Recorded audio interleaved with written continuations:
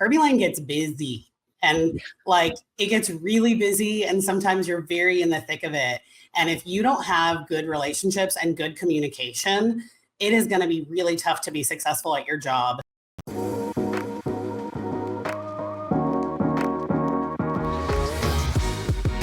Hello and welcome to Love as a Business Strategy, a podcast that brings humanity to the workplace.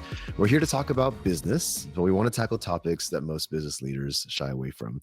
We believe that humanity and love should be at the center of every successful business. I am your host, Jeff Ma, and as always, I'm here to have conversations and hear stories about real people, real businesses, and real life. My guest today is Ann Garza, and she is the Chief Human Resources Officer at Kerbey Lane, the largest independent restaurant group in Austin, Texas. Her leadership has been instrumental in the company's expansion and its recognition through several prestigious awards for community and team member impact. As a key member of Kerbey Lane's executive leadership team, Ann is responsible for implementing the company's people strategy, enhancing organizational capabilities, and fostering a positive team culture to support continued growth. Additionally, Ann is the state director on the Executive Council of the Texas Society for Human Resource Management, which represents over 23,000 HR professionals at both state and national levels. In August of 2024, she was honored as the 2024 HR Executive Leader of the Year by Austin Sherm at their HR Excellence Awards. So with that awesome intro, I'd like to welcome Ann Garza to the show. How are you, Ann? Well, hello, Jeff. I am great. Thank you so much for having me. Absolutely. And I want to just set the records, that just kick it off here. My audience, I don't share a lot about myself to my audience, but I did go to the University of Texas at Austin.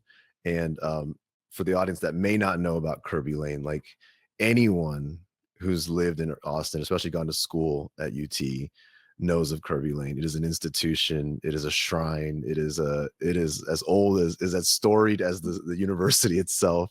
So it's it's an exciting, almost like fanboy moment I'm having talking to you, because I was at Kerbey Lane all the time during college, and what's interesting is we're here to talk about culture. We're here to talk about that kind of stuff. But I have so many questions for you that I'm gonna just waste some of these minutes asking you about, because at the end of the day, one thing that stands out to me the most about Kerbey Lane was also its culture, or the culture that it itself contained and that it imparted on people who came through it. So anyways, enough about me.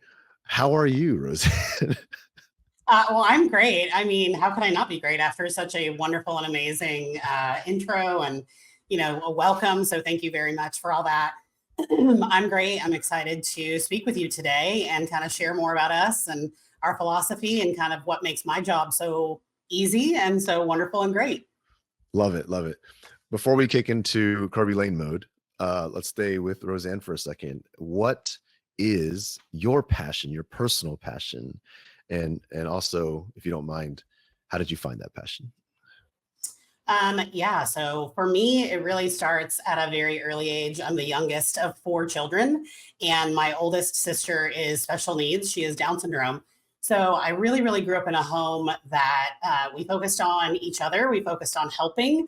And I joke, I've always kind of felt like I was HR to some extent. And when I decided to go into HR, I decided I was going to do it a little bit differently than historically. So really, really the idea and intent behind it is a heart for helping and a soul for service. And that's kind of how I describe how I go at things. It's really my focus is how can I help you and how can I serve you? And being able to do that at Kerbey has been wonderful, but it really stems from my parents. It really stems from the community that I grew up in. I'm Hispanic, for those of you who may not know that. I am Hispanic, and that's a big part of our culture in the Hispanic families and culture as well. We really take care of each other, show up for each other, and really put your family and your community first. And that's really how I've built my career. How did you find your way to Kerbey Lane in the first place? How did you end up in this crazy journey here? So it's kind of funny. I worked for another restaurant group, like a big corporate restaurant group, for all of college and grad school and for a very, very long time. And one of my former bosses found his way here, and he called me up, and I happened to be working. I don't mind dropping this name, so hopefully you don't mind me dropping it. I worked at the Driscoll, which is another sort of historical, long-term Austin established hotel. And I was working at the Driscoll, and I loved it. I loved every single thing about it. It was a fancy hotel with fun guests and amazing stories. And my former boss just called me up and said, "Hey, I'd really love if you would meet one of the owners of Kerbey Lane." And I was like, "Well, I love Kerbey Lane. I'm never going to pass up the opportunity to meet an owner." And I was like, "But why?" And he said, "I'd love to bring you onto the team." And I was like, "Oh, I've got this great gig over here. I'm staying at like fancy 5-star hotels for like $40 a night." And I was like young and broke, and that's like all I could see in my future. And so I sat down on a Saturday with one of the owners, and we just had a conversation. We talked for 3 hours and ordered almost every single thing off the menu, which is crazy because it's a large menu. And at the end of that, when I left, I thought, well, I have no idea if he liked me. And if I don't get that job, I'm going to be really disappointed. So that is ultimately, I got the job, and that is how I ended up here. Amazing. And for the listeners who may not have been to Austin or understand Kerbey Lane, what is Kerbey Lane? What makes it different? I gave my personal kind of intro to it, but tell me about yours. Yeah, so Kerbey Lane is a largest privately owned and operated restaurant group within, now at this point, not just Austin, kind of Central Texas. We are from Round Rock to San Antonio. So that's like North Austin to San Antonio, which is just south, and then kind of east and west. We pride ourselves on really having something for everyone. And so a lot of our food is locally sourced, is kind of farm to plate. We really, I think, in my opinion, we originated that many, many, many moons ago, back in the 80s, before now it's a very common practice in the restaurant industry, but we've been doing it for 40 plus years. And it's really about also, again, community. That word, you're going to hear me say it a lot because it's really important. And so it's really about the community that we're building and that we're supporting and that supports us. And we pride ourselves, like I said, on having something for everyone. We're mostly known for our breakfast, but I will say that we have incredible lunch and dinner entrees for, I guess, let me think. I mean, like 40 years of the organization. We were 24 hours a day, 7 days a week, 364 days a year. And then this little thing happened in 2020 that I prefer to just kind of gloss over. And we are only 24 hours, a couple days a week at a couple locations now. But a lot of gluten-free, vegan, vegetarian, you name it, we've got it. We want you and all of your eclectic family and friends to come in, join us. And whether you want breakfast or you want a chicken fried steak or you want a burger or a salad, you can have it at any time of day or night. Yeah, for sure. And even though I'm like 15 years removed from my last stay in Austin, and I'll still like wake up in the middle of the night craving something because I was 24 hours was a big deal back then. As a college student, we were there. Huge deal. But I want to move the conversation to, I mean, obviously your human resources, and Kerbey Lane, I still recall, had some of the most interesting humans I've ever met as patrons and as staff. Talk a little bit about the humans in this work. Talk a little bit about your philosophy towards team members and culture within Kerbey Lane. Yeah, so I think something that even predates me, and I've been here for 18 years now. And so really one of the things that even predates me is that our ownership and our leadership has always really prided itself on encouraging our team and encouraging our guests to like come as you are. So there is no pretense. There is no snobbery, nothing of that nature. We really truly want to be kind of your third place. So when I say third place, we're talking about, for most people, your first place is your home, your second place is where you work, and then your third place for a lot of people is maybe their gym or their church, or in our case, we want it to be our restaurant. And so just kind of come as you are, feel safe, feel comfortable, feel welcomed, and feel like an extension of the family. And so that's really the environment that we try to cultivate is we love you and we trust you and we support you for who you are. We give our team members a lot of freedom to make it right for our guests. Like if something goes wrong, we give our team members a lot of freedom to go the extra mile and make sure we're taking care of our guests, even if it's outside of like a normal request. And we encourage our team members to look the way they want to look, dress the way they want to dress, within reason, and really create an experience for those people who are spending their time with us. Is culture like a word that is used? Is it thrown around? Is it understood? Is it held sacred? Like, what does culture mean, like, to you and within Kerbey Lane? Well, I think of course culture comes up, and culture, the word is used, but really like more so the things that we focus on are our core values, because to us, like that's our guiding light. And we keep it really, really simple. There are 3 C's. And so it's care for the guest, care for the food, and care for each other. And so that is really what encompasses who we are every day on a daily basis. And what we're focusing on is the food, the guest, and each other. And then in addition to that, really like our mission and our purpose is to be a place where everyone feels welcome.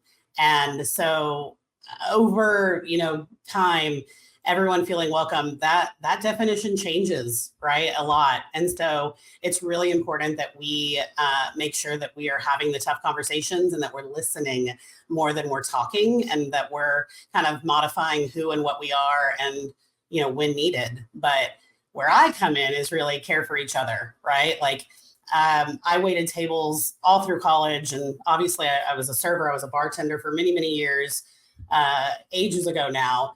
And whereas I won't wait on a guest today, the way that I view our team members is like, those are my guests. Like they are here for a period of time, and it's my job to take care of them. And it's my job to make sure they feel taken care of and that I get them what they need.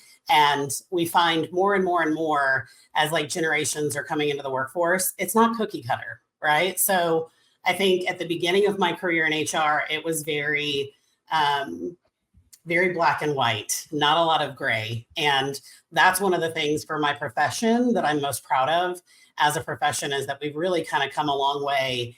And we recognized, hey, it is not one size fits all. It is not black and white. There is a ton of gray, and we need to do our best to kind of meet people where they're at instead of expecting them to be where we want them to be. Yeah. And when you mentioned that, it was like this come as you are, like, which sounds great, but when it comes to running a business, which is usually driven by like policy and like rules, how do you balance that? Because like you mentioned, like come as you are means a lot of different types of people and behaviors and preferences and customs are coming your way.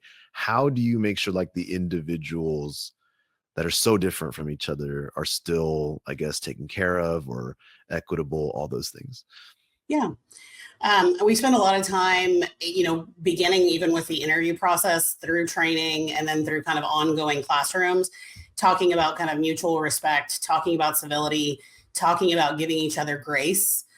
One of the things that we, I think, do a really great job at is making sure that we know and understand it's not our job to know every single thing that's going on in someone's life, but it's our job to make sure that whatever that person needs, we figure it out and we take care of it. So I can't solve everything for everyone. No one can. But when you're with us and you're in our care, whether that's as a guest or whether that's as a team member, what do you need today? Like, where are you at now? How are you feeling? One of the things that I talk about a lot with our team is something may not feel like a lot to me, but it might feel like a lot to them, right? And so one of the things that I really teach our team is kind of using like the body index and saying, okay, how are you today, right? Like, do you feel like you're walking around and you've got like a cut on your hand or a bruise? Or do you feel like you've lost an arm? Do you feel like you're, paralyzed? Do you feel like you're a quadriplegic? Do you feel like you can't move? Like, how are you showing up today? And how can I help you to feel better? What are your stucks? What are you walking into on this shift that is stopping you from being 100% present? And like, let's talk about it. Let's get it out of the way and let's have a good day. I love that. And I think the way you present it makes it much more, human and less, I guess, like policy driven. But I'm curious, how do you, I guess, I don't like to use the word enforce, but how do we hold each other accountable in a culture like this? I mean, how do the cooks take care of servers, and how do the servers take care of guests, and how do the managers take care of, like, what does it actually look like at the end of the day to like live some of this out? Because I think that's something that the audience may not be able to like really connect between the philosophy and the reality. Yeah. I think it starts with a simple fact is like we're checking in with each other, right? So it's not just leadership checking in with the team, it's the team checking in with the team. Like, hey, fellow server, fellow cook, fellow dishwasher, how are you today? What's happening? A really, really big thing in our culture is making sure you're greeting everyone and that you're having like a brief conversation and just kind of checking in. Kerbey Lane gets busy and like it gets really busy, and sometimes you're very in the thick of it. And if you don't have good relationships and good communication, it is going to be really tough to be successful at your job.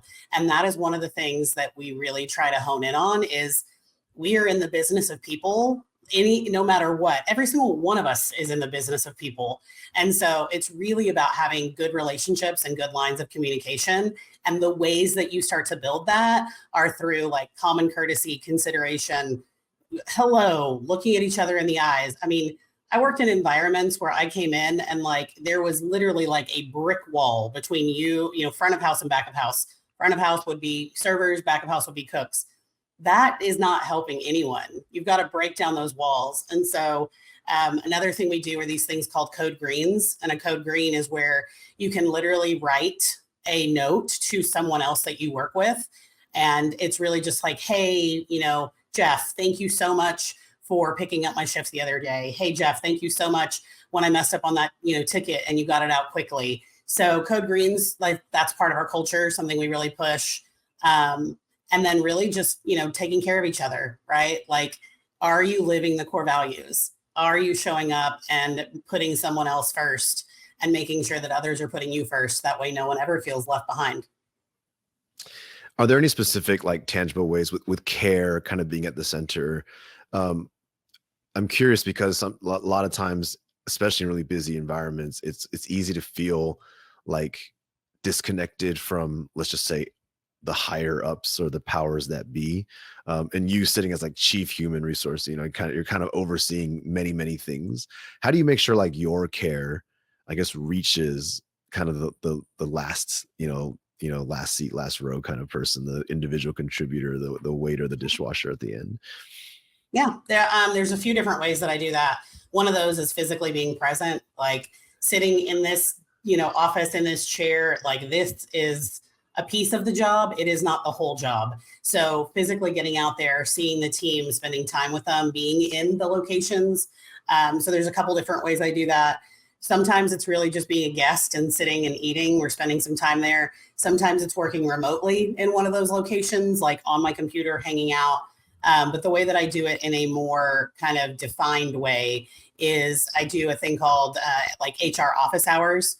And that's where I physically make a calendar and say, I'm going to be at XYZ location on this day from this time. Here's the laundry list of things that you can come and chat with me about.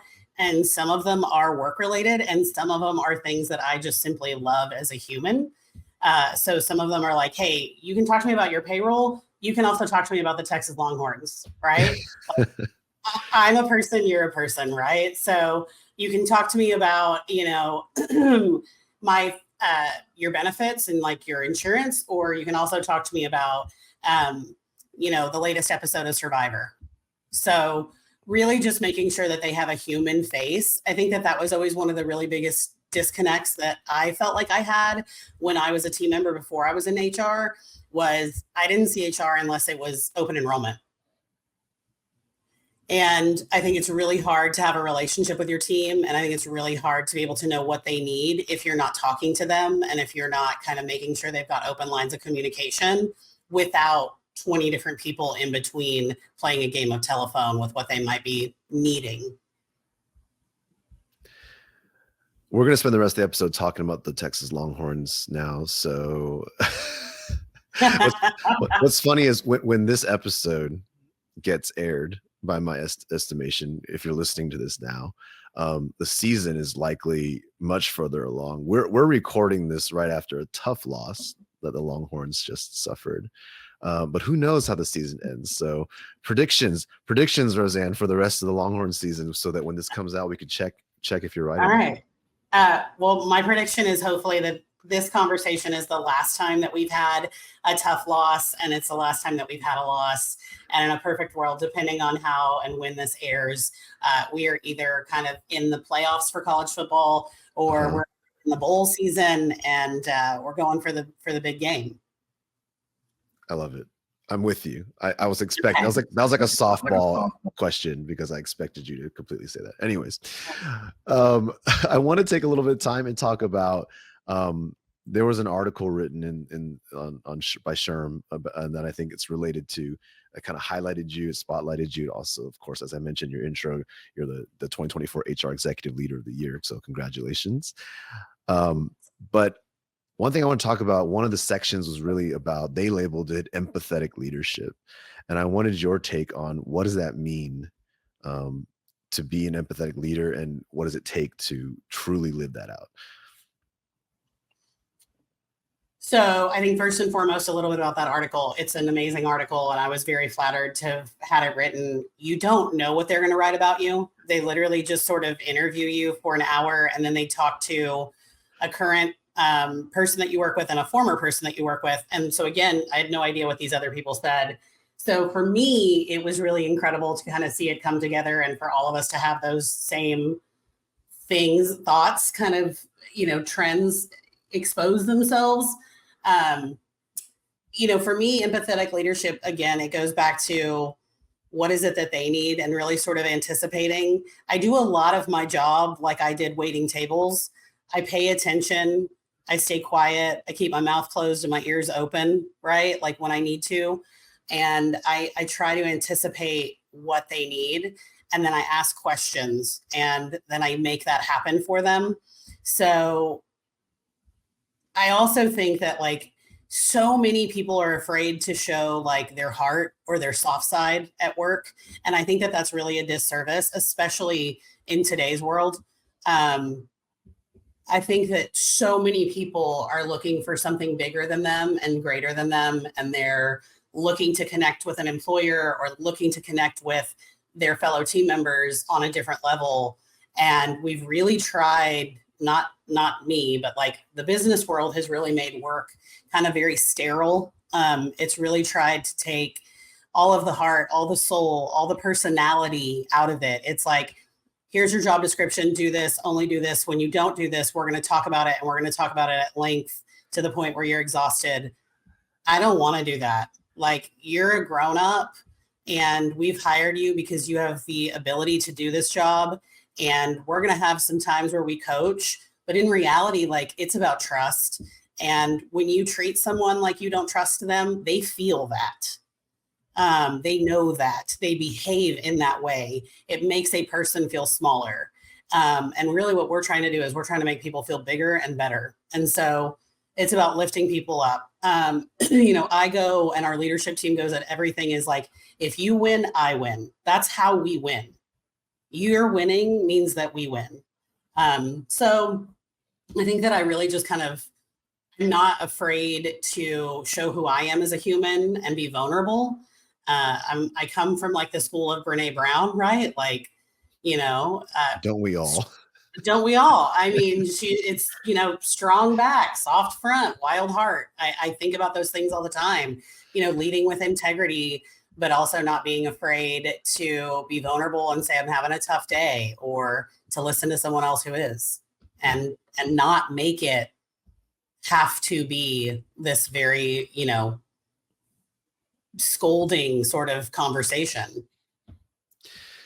I love that. And really inspirational to hear how you kind of approach, especially something like HR, which, I mean, those who know, it's not an easy job. It's sometimes more resources, less human, and et cetera. But I was wondering, as we near kind of the closeout here, if you could maybe share, since we're kind of centered around care and your core values here, do you have any stories on hand that you could share that stand out to you about how that's been lived out, or an example of how it was lived out around you? Yeah. So I share this story knowing that this person gave me permission. We had a team member who is very quintessential to who we are. They live our core values. They show up as their true self every day. They are eclectic and they are fun and they are incredible at their job. And they went through a period of time where they were really, really struggling with sobriety. They were showing up late to work. They were not themselves at work. And I think for a lot of employers, they would have taken that and been like, okay, hit the road, right? Like this isn't working. And that wasn't the approach we took. The approach we took was like, hey, you're a human being and like you don't seem like yourself. So let's have an open and candid conversation. Like, what's going on? Are you okay? Right. And that's a really big thing that we try in every conversation with, hey, are you okay? Right. Not accusatory, just like I'm opening this very kind of plainly, like, are you okay today? And he kind of came back and just said, no, I'm not okay. I'm really struggling. I'm trying. I need help. And so ultimately, where we landed with that was there were other people within that location who were recovering alcoholics who helped him get involved in AA, who ultimately helped him to get sober, which ultimately helped him to get to full-time healthcare, which helped him to get a surgery he needed, and because he was in physical pain every day. And that's why he was drinking. He was drinking because he was physically hurting. And so I think really it's a testament to that team and them saying, hey, like, you're important to us. We're going to help you. And to me, that's care for each other. Care for each other, but also care for each other is having that tough conversation, saying something's off here. What's happening? And if if that leadership hadn't had the confidence to have that conversation and to say, that would have very easily in some organizations been like a 1, 2, 3 strikes, you're out, or here's some write-ups because you were late and we can't employ you anymore. And who knows where that person would be today. But I'm really proud to say that that person still works here and just celebrated his 20th anniversary with us. Wow.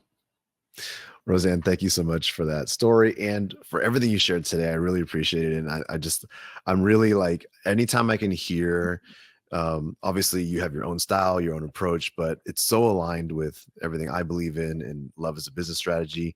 So really heartening to hear it being practiced and that there's, places living this out. So I really appreciate you bringing that perspective, that story today. Well, thank you so much. It's truly a pleasure to be a part of this. I love your podcast, and it's been a pleasure to have the opportunity to share some time with you and chat about Kerbey Lane. Absolutely. And let's celebrate this wonderful season the Longhorns just had as we post this episode. Congratulations to the Longhorns for wherever you ended up. Great job. With that. Yeah, we love and support you, Texas Longhorns. Whatever happened. Oh, I'm nervous. Anyways, thank you to the listeners for tuning in as always. If you haven't checked out the book, Love is a Business Strategy, as always, it's out there. Please go get it. Check it out. Leave a review for the book, leave a review for the podcast. Let us know what you think. And thank you to Roseanne one more time. And with that, oh yeah, and check out Kerbey Lane. I mean, I know it's regional and you may not be in the region, but if you're ever driving through, coming by, or you just haven't checked it out, you need to check it out. I need to go back and check it out. It's been too long since I've had it. So with that, everybody have a wonderful week. We'll see you next time.